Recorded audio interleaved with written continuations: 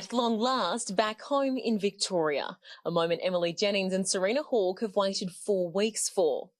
So excited. It's like I'm actually shaking. I don't think I've ever been this excited to actually come home from a holiday.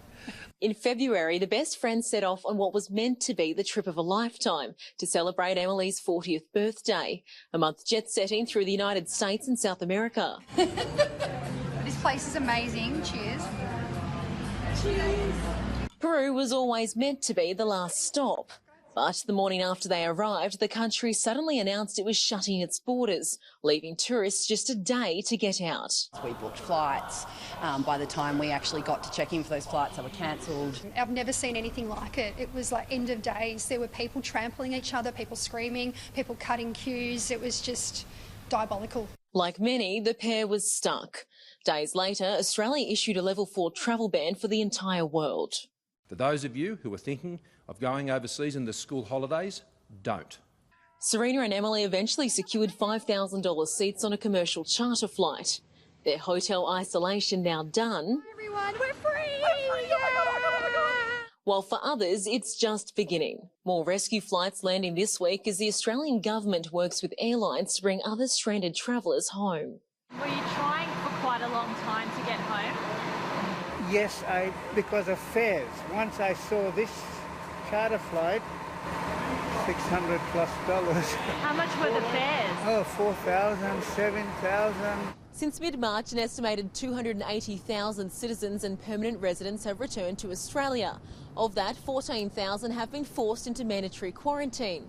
But just how much that process is costing is yet to be revealed. It's also unknown how many more of the 1 million Aussies living and working overseas are still trying to return home. Some have decided to wait out the pandemic from abroad.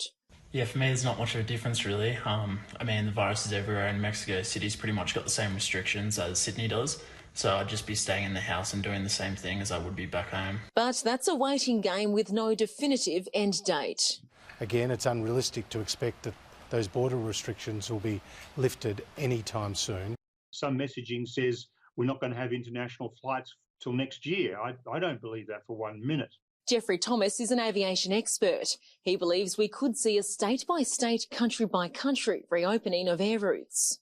And for instance, Western Australia may say to New Zealand, look, you folks are well and truly on top of this, so let's start flights between Western Australia and New Zealand.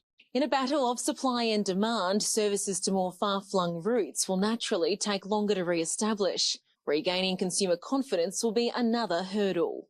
Airlines are going to have to convince passengers that their aircraft are like operating theatres. But some may need more convincing than others. I always wanted to travel. It's my lifelong ambition. This was my first big trip of many. I'm honestly not sure if I'll do any more travel, or certainly not much. Andrea Crothers, Sky News.